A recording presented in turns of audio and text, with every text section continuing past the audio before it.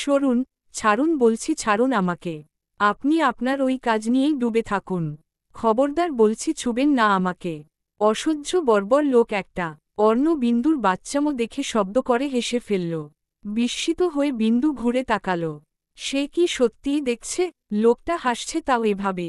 অর্ণকে এভাবে প্রাণ খুলে হাসতে দেখে বিন্দু হতভম্ব শিহরিত, সব একসঙ্গে হল। পরমুহূর্তেই আবার গাল ফুলিয়ে ওপাশ ফিরল মেয়েটা। লোকটা তার অভিমান উপেক্ষা করে হাসছে। কোথায় তার রাগ ভাঙ্গাবে তা না করে কিভাবে দেখো হাসছে, অসহ্য। অর্ণ বিন্দুর ফুলিয়ে রাখা গালদয় ঠোঁট ছোঁয়ায় কানের লতিতে হালকা বাইট করে হাক্কিশরে বলে, রাগ করেছিস জান? বিন্দু নিরুত্তর, জোর করে মুখ ঘুরিয়ে শক্ত হয়ে রইল। অর্ণ জোর করে টেনে নিজের দিকে ফেরায় মেয়েটিকে। রাগলে তোকে ঠাকুরমার ঝুলির ওই পেতির মতো লাগে, সত্যি বলছি। বিন্দু এবার চোখ পাকিয়ে তাকিয়ে বলল, এখন তো আমাকে পেতির মতোই লাগবে, পুরানো হয়ে গেছি না? তো আসছেন কেন পেতির কাছে? সুন্দরী বান্ধরী খুঁজে নিন না একটা। ছাড়ুন আমাকে। অর্ণ বিন্দুকে আষ্টেপৃষ্ঠে ঝাপটে ধরে বিন্দুর নাজুক দেহটা নিজের শক্ত বন্ধনে আবদ্ধ করে ফেলে। বিন্দুর ঘাড়ে নাক ঘষতেই মেয়েটি ছোটাছুটি করে ব্যর্থ হয়ে জেদি গলায় বলে, ঘুমাবো আমি, ডিস্টার্ব করছেন কেন? সরুন। অর্ণর কপাল কুঁচকে যায় মেয়েটির রাগত চেহারা দেখে। সে গম্ভীর গলায় বলে উঠে, এতটুকু পুচকে শরীরে এত জেদ আসে কোথা থেকে তোর? 5 আঙুলের জায়গা নেই পুরো শরীরে, আবার আসছে আমার সাথে জেদ দেখাতে। বিন্দু অর্ণর ধমকে মোটেও ভয় পেল না। সে আরও তাকে ঠেলে নিজের থেকে সরিয়ে দিতে দিতে ব্যর্থ চেষ্টা করে বলল, কাজ করছিলেন না তো যান গিয়ে, সেটাই মন দিয়ে করুন আর ছাড়ুন আমায়। অর্ণ কি কথা শোনার পাত্র? সে সাপের ন্যায় পেঁচিয়ে ধরল বিন্দুর গোটা শরীরটা। বিন্দু জেদ দেখিয়ে কিছুক্ষণ ছুটাছুটি করে বকাবকি করল। তারপর নিস্তেজ হয়ে ঘুমিয়ে পড়েল অর্ণর বুকের মধ্যখানে। অচতনে অর্ণর বুকে মুখ গুজে বলিষ্ঠ পিঠ আঁকড়ে ধরে কি নিশ্চিতে ঘুমাচ্ছে। অর্ণ বিন্দুর কপালে একটা গাঢ় চুমু এঁকে দিল। বিন্দুর ত্বক স্পর্শ করতেই অনুভব করল বিন্দুর শরীরের টেম্পারেচার অস্বাভাবিক গরম। সময় গড়ানোর সঙ্গে সঙ্গেই পাল্লা দিয়ে বাড়ছে বিন্দুর উষ্ণতা। মধ্যরাতে গা কাঁপিয়ে জ্বর এলো বিন্দুর। অর্ণ নির্ঘুম তখনও ঠাই বসে আছে বিন্দুর মাথার কাছে। অর্ণ উঠে একটা বড় গামলা মগ আর পানি ভর্তি বালতি এনে বিন্দুর মাথায় পানি দিতে লাগল। কপালে জলপট্টিও দিয়ে রাখল। বিন্দুর জ্বরটা পড়ছে না দেখে বিন্দুর শরীর থেকে ওড়না ফেলে সম্পূর্ণ শরীরটা মুছে দিল। পুরো কাজটা এতটাই দক্ষ হাতে করল যেন এতে সে আগে থেকেই অভ্যস্ত। শরীরে পানির স্পর্শ পেতেই শীতে কাঁপতে শুরু করে বিন্দু। অবচেতনে বিড়বিড় করে বারবার দাদিকে ডাকছে। ছোট্টবেলা থেকেই অসুখ বিসুখে যে দাদিকে কাছে পেয়েছে, তাকে আঁকড়ে ধরেছে। মানুষটা নেই, অভ্যাসটা রয়ে গেছে। বিন্দুর অবস্থা দেখে অর্ণর গম্ভীর মুখে দেখা মিলল স্পষ্ট চিন্তার ছাপ। আলমারি খুলে মোটা কম্বল এনে বিন্দুর শরীরটা ঢেকে দিল। বিন্দুর সহজে অসুখ বিসুখ হয় না, আবার যখন হয় একেবারে কাবু করে ফেলে। বিন্দুকে কাঁপতে দেখে অর্ণ এসি বন্ধ করে দিয়ে শরীরে জড়িয়ে থাকা কালো টি-শার্ট খানা খুলে কম্বলের মধ্যে ঢুকে বিন্দুকে ঝাপটে ধরল। সময় অবিবাহিত হওয়ার সাথে সাথে বিন্দুর শরীরের কম্পনটা কমে এলেও অর্ণর হল বেহাল দশা। ঘেমে নিয়ে একাকার, বুকের ঘন কালো লোমশগুলো ঘামে লেপ্টে আছে। অসহ্য রকমের গরম লাগছে তার। বিন্দুর শরীরের তাপমাত্রা যেন তার চামড়া পুড়িয়ে দিতে চাইছে। অর্ণ বুঝল এভাবে হবে না। সে উঠে বসল, তোয়ালে দিয়ে মুছে নিল উন্মুক্ত ঘাড় বুক। ড্রয়ার খুলে কাঙ্ক্ষিত জিনিস বের করে ফের এলো বিন্দুর কাছে। বিন্দুর মাথায় হাত বুলিয়ে দিতে দিতে আলতো স্বরে ডাকল, যান। বিন্দুর কর্ণচোবর হল স্বামীর চিন্তিত কণ্ঠস্বর। ঠোঁট দুটো কিঞ্চিত কাঁপল কিছু বলার তাড়নায়। তবুও ফুটবল চোখ মেলে তাকাতে পারল না। অর্ণ ফের ডাকল, চড়ুই পাখি, ওঠো, মেডিসিনটা খেয়ে আবার শো। বিন্দুর ভরসায় রিল না অর্ণ। বিন্দুর পিঠের নিচে হাত ঢুকিয়ে আস্তে আস্তে করে বসিয়ে দিল সে। মুখের কাছে পানির গ্লাস ধরে বলল, দেখি যান, হা কর। বিন্দু চোখ বন্ধ অবস্থায় ছোট্ট করে হা করল। অর্ণ ঔষধ খাইয়ে দিয়ে আবার শুইয়ে দিল বিন্দুকে। নিজে এক গ্লাস পানি ঢকঢক করে খেয়ে জোরে জোরে কয়েকটা নিঃশ্বাস নিল। হঠাৎ এত জ্বর আসার কারণ দেখতে পেল না সে। গলায় ঝুলিয়ে রাখা তোয়ালে দিয়ে বিন্দুর চুল মুছতে মুছতে ব্রোদয় কুঁচকে ফেলল সে। মেয়েটির চুলের আগা ভিজে কেন? সে তো পানি দিল মাথার তালুতে তাহলে। অর্ণ তীক্ষ্ণ দৃষ্টিতে তাকিয়ে রইল বিন্দুর ফ্যাকাশে মুখশ্রীর পানে। মেয়েটা গোসল করে চুল মুখবে না তার আল্লাহ কিরা। চুল বিন্দুর হলেও প্রতিবার গোসলের পর তোয়ালে চেপে চেপে মুছে দেয় অর্ণ। সে কাছে না থাকলে নিশ্চয়ই মেয়েটি চুল মুছে শুকায় না। অর্ণ হেয়ার ড্রায়ার এনে আস্তে ধীরে বিন্দুর চুলে চালাতে চালাতে বিড়বিড় করে আওড়াল, ইডিয়ট! বিন্দুর কি সেই কথা কর্ণচোবর হল? সেই নিস্তেজ হয়ে পড়ে আছে বিছানার সাথে। অর্ণ ফ্রেশ হয়ে এসে বেডে শুয়ে ঘুমন্ত বিন্দুকে নিজের বুকের সঙ্গে জড়িয়ে নিল। গভীর দৃষ্টিতে তাকিয়ে রইল বিন্দুর মুখ পানে। এতটুকু সময়ের মধ্যেই মুখটা শুকিয়ে এতটুকু হয়ে গেছে। ঠোঁটজোড়া রুক্ষতা হয়ে আছে। অর্ণ শব্দ করে চুমু খায় বিন্দুর কপালে, ঠোঁট ছোঁয়ায় মেয়েটির শুষ্ক ঠোঁটে। সঙ্গে সঙ্গে সরল না, না গাঢ় চুমু খেল, শুধু ঠোঁটের ভাঁজে ঠোঁট মিলিয়ে রাখল। অচেতন বিন্দু টেরও পেল না, পেলে নিশ্চয়ই বরাবরের মতোই লজ্জায় গুটিয়ে যেত। রাত প্রায় শেষের পথে, অথচ অর্ণর চোখের ঘুম হারাম হয়ে গেছে। সে এখনও একইভাবে বক্ষপিঞ্জরে আগলে রেখেছে বিন্দুকে। মেয়েটির মুখটা হাতের আজলায় তুলে বিড়বিড় করে আওড়াল, এত কেয়ারলেস কেন তুই? নিজের একটুখানি খেয়াল রাখতে পারিস না? আমাকে চিন্তায় ফেরতে যন্ত্রণা দিতে ভালো লাগে তোর? কবে বুঝবি আর? তোর এই বাচ্চামো স্বভাবের চিন্তায় পাগল হয়ে যাব আমি। সকাল সকালেই অর্ণব ডাক্তার ডাকল। ডাক্তার এসে প্রয়োজনীয় ওষুধপত্র দিয়ে বিন্দুকে রেস্ট করতে বলে চলে গেল। মেয়ের অসুখের কথা শুনে মীরা আর সাজজাদ রেজা খুব সকালেই চলে এলো। তারা আসতেই অর্ণব বিন্দুকে রেস্ট করতে বলে নিজের কাজে চলে গেল। মূলত তার আজকে একটু ইম্পর্ট্যান্ট কাজ আছে দেখেই মীরাকে বিন্দুর অসুস্থতার কথা জানিয়েছে। মীরার থেকে রুগীর থেকে বৃষ্টি, ব্যাস সকাল গড়িয়ে দুপুর হবার আগেই সবাই উপস্থিত। হাসি ঠাট্টা আর গল্পেই সময়টা চলে গেল। অর্ণ এলো দুপুর নাগাদ। বিন্দু তখন ড্রয়িং রুমে বসেছিল রুগীদের সাথে। অর্ণ উপরে গেল না, সোজা গিয়ে বসল বিন্দুর পাশে। সুঠামদেহী গায়ে ইউনিফর্ম। বিন্দু আর চোখে দেখল স্বামীর ক্লান্ত মুখখানি। তবুও অভিমান করে চুপচাপ বসে রইল, তাকালো না পর্যন্ত তার দিকে। মেহেদী সালাম ঠুকে বলল, কেমন আছেন ভাইয়া? আলহামদুলিল্লাহ ভালো। তুমি কেমন আছো? আসলে কখন? স্বভাব সুলভ গম্ভীর গলায় সুথাল অর্ণ।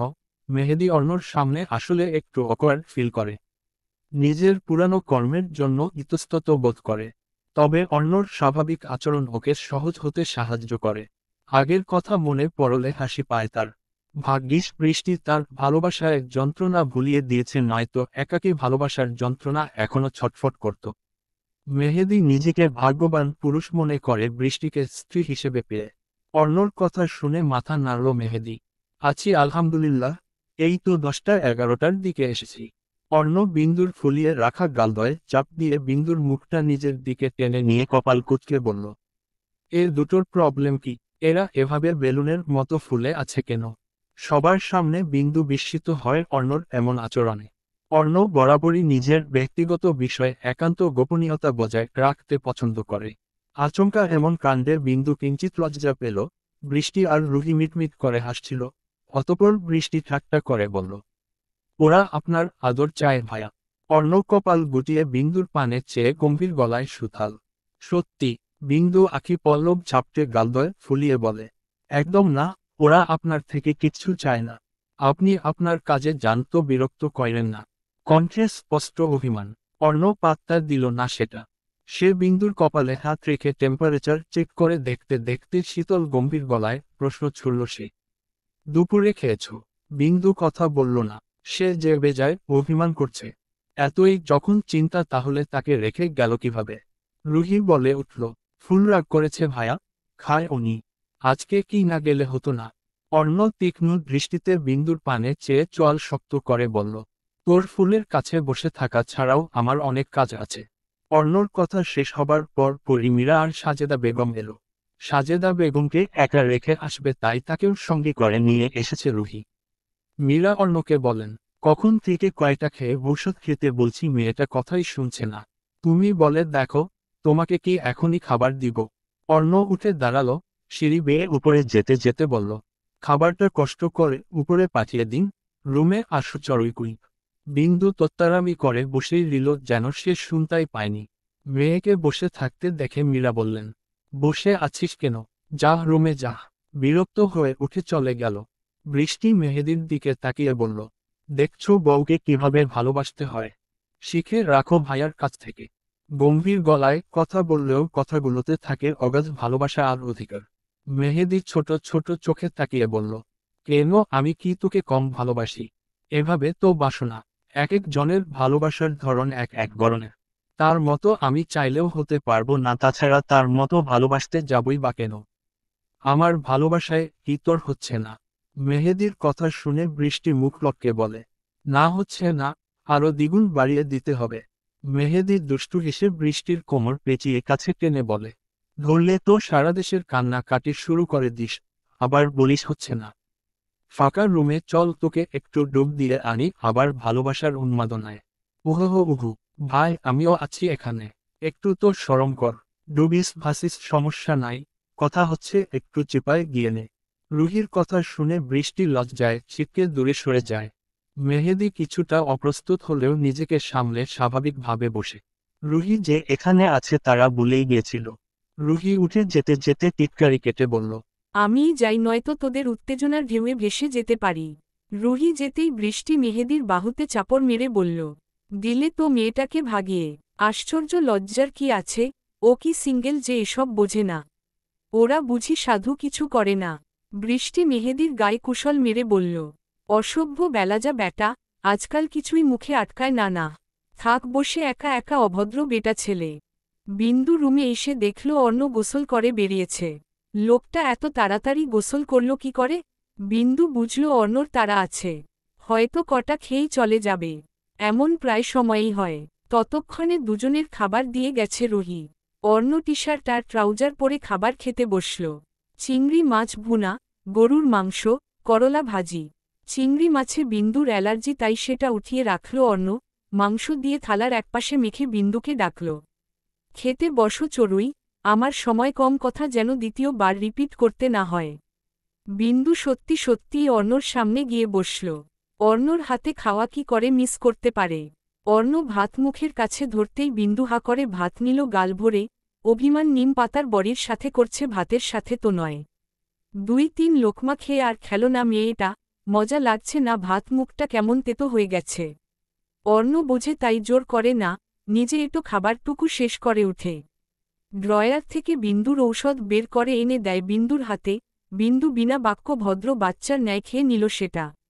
অর্ণ বেডে শুয়ে কাছে ডাকে বিন্দুকে, কাছে আয় চড়ুই। বিন্দু যাবে না করেও কাঠের পুতুলের মতো অর্ণর নিকট এগিয়ে যায়। অর্ণ বিন্দুর হাত ধরে টেনে নিজের বুকের সাথে লেপ্টে ধরে। বিন্দুও চুপচাপ শুয়ে রইল অর্ণর বুকের সাথে। বেশ কিছুক্ষণ কেটে গেল। নিস্তব্ধতা ভেঙে অর্ণ বলল, যেটা পেটের মধ্যে ঘুরপাক খাচ্ছে বলে ফেল। অর্ণ কথাটা বলার সঙ্গে সঙ্গেই বিন্দু পেটের মধ্যে চেপে রাখা কথাগুলো ঝোড়ো করে বলতে শুরু করল।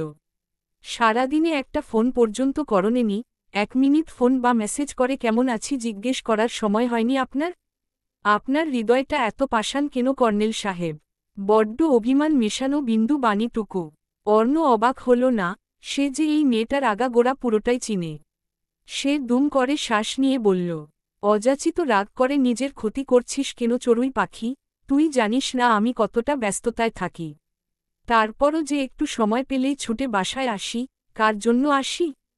বিন্দু কথা বলে না, অর্ণকে জড়িয়ে ধরে শক্ত করে। সে জানে লোকটার ঠিক কতটা দায়িত্ব কাঁধে।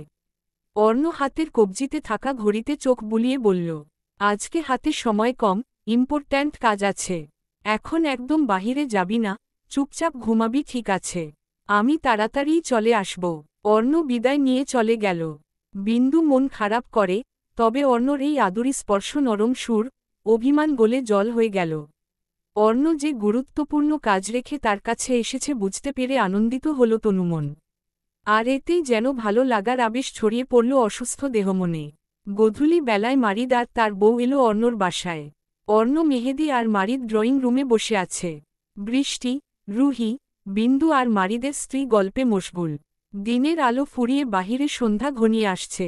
মারিদের স্ত্রী তটিনী বলে, তা তোমাদের সংসার কেমন চলছে বিন্দু? স্বামী, সংসার, পড়াশোনা, এতটুকু মেয়ে একসঙ্গে কি করে সামলাও? আপনাদের সবার দোয়ায় চলে যাচ্ছে আপু। মারিদের কাছে শুনেছি ভাইয়া খুব রাগী, তোমাকে খুব ভালোবাসে তাই না? তা আর বলতে পারলে মাথায় তুলে নাচে। বৃষ্টির কথা শুনে চোখ কুঁচকে যায় বিন্দুর। তটিনী হাসে, বলে, সেটাই তো উচিত, পুতুলের মতো পুচকে তার। বাই দা ওয়ে আমাদের এখন যেতে হবে বিন্দু, আমার জন্য দোয়া কইরো। তোমার ভাগ্নি ভাগিনা আসতে চলেছে। কিহ সত্যি? বিস্ময় চেঁচিয়ে উঠল বিন্দু। তটিনী হেসে বলে, হ্যাঁ সত্যি, 4 মান্থ চলছে।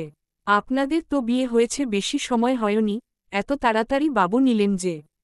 আপনার ডাক্তারি? ইতস্তত বোধ করে বলে উঠল বিন্দু। তটিনী লাজুক হেসে বলল, মারিদ চেয়েছে তাড়াতাড়ি একটা বাবু নিতে, তার বাবু চাই, বাবা হতে চায় সে।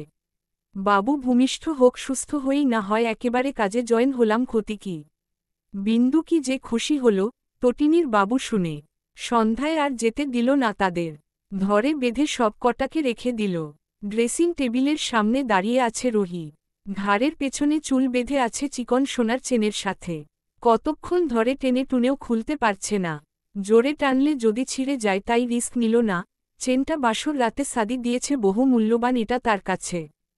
হঠাৎ দরজা খোলার খট করে আওয়াজ হতেই রুহি পেছনে না তাকিয়েই বলে, ফুল এসেছিস, প্লিজ এটা একটু খুলে দেখত। কথাটা বলার কয়েক সেকেন্ডের মধ্যেই একজোড়া শীতল হাত এসে রুহির ঘাড়ে পড়ল।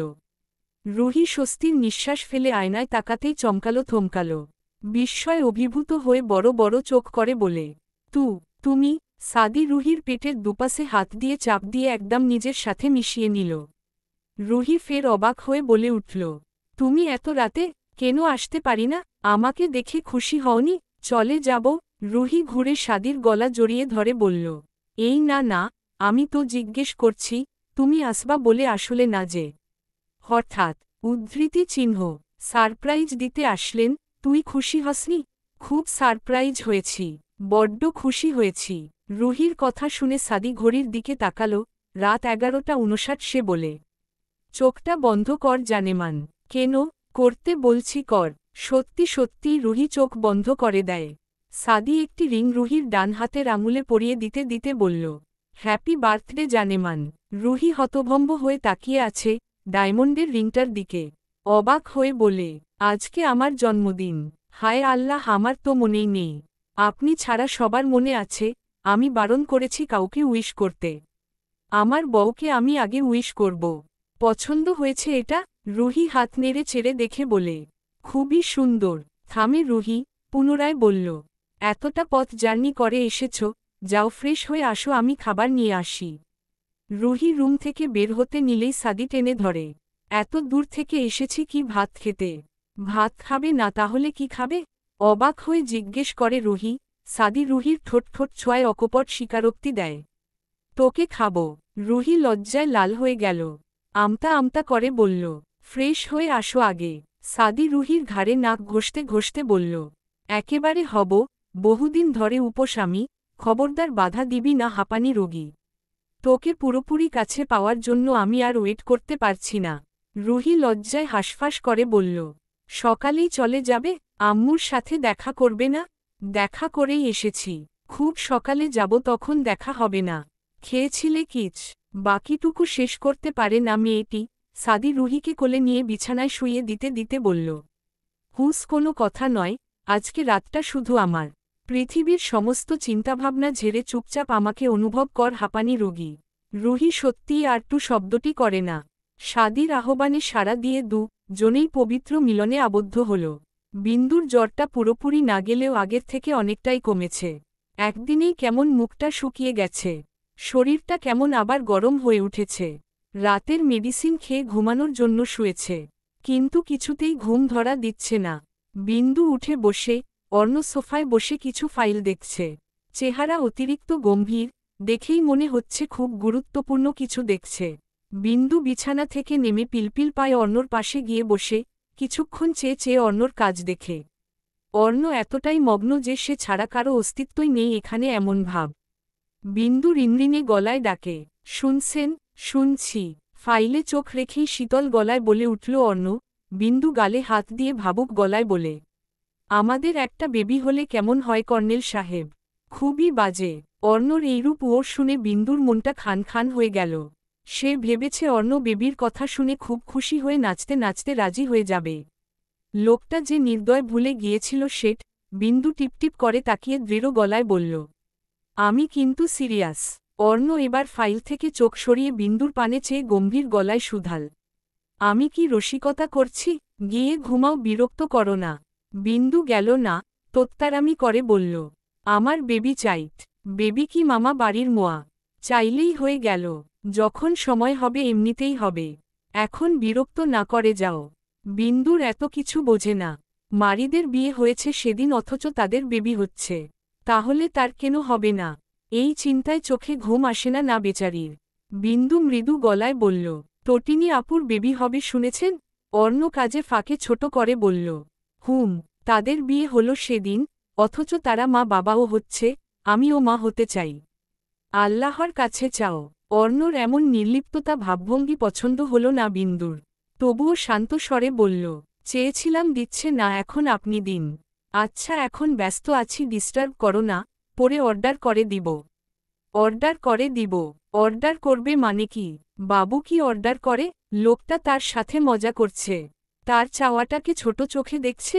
বিন্দু অর্ণর হাত থেকে ফাইল টেনে নিয়ে ঠাস করে সোফায় ফেলে রাগে ক্ষোভে বলল, আমার বাবু চাই। বাবু দি। আর একটা কথা বলবি এক আছাড় মারব। যা হিডিয়ট এখন থেকে। জ্বরে চোখে দেখে না তার বাবু চাই। বাচ্চা নেয়ার বয়স হয়েছে তোর? কাজে বিরক্ত করলে কানের নিচে একটা মারব, দুনিয়াদারি অন্ধকার দেখবি। অর্ণর ধমকে বিন্দুর আখি পল্লব ভারী হয়ে ওঠে। মেয়েটি কিছু না বলেই উঠে হনহন করে রুম থেকে বেরিয়ে যায়। অর্ণ দেখেও পাত্তা দিল না। পুনরায় নিজের কাজে মনোযোগ দেখার চেষ্টা করল। বেয়াদব মেয়েটার জন্য আর কাজে মনোযোগ দিতে পারছে না। সে উঠে দাঁড়াল, লম্বা লম্বা কদমে এগিয়ে গেল পাশের খালি রুমের সামনে। সবাই ঘুমিয়ে গেছে, কারো কাছে যাওয়ার চান্স নেই। অর্ণ কণ্ঠ খাদে নামিয়ে বলল, চড়ুই ওপেন দ্য ডোর। বিন্দু কোনো প্রত্যুত্তর করল না। অর্ণ স্পষ্ট শুনতে পেল নাক টানার শব্দ। অর্ণর চোয়াল শক্ত হল, তীক্ষ্ণ গলায় বলল, রুমে চলো চড়ুই, মেজাজ খারাপ হচ্ছে কিন্তু আমার। আগে বেবি চাই আমার। ভেতর থেকে জেদি গলায় বলে উঠে বিন্দু। অর্ণ ক্রুদ্ধ হয়ে কিছু বলতে গিয়েও গিলে ফেলল, শীতল গলায় সুধাল, ওকে, রুমে চলো দিচ্ছি। বিন্দু লাফিয়ে ওঠে বলল, সত্যি? অর্ণ দাঁতে দাঁত পিষে বলল, হ্যাঁ দরজা খোল। বিন্দু খুলতে চেয়েও খুলে না। আপনাকে বিশ্বাস করি না। ভুলিয়ে ভালিয়ে নিয়ে যাবেন। না আপনার কাছে যাব না। দরজা খোলো। কাছে না আসলে বেবি দিব কিভাবে? সত্যিই তো কাছে না আসলে বেবি আসবে কোথা থেকে?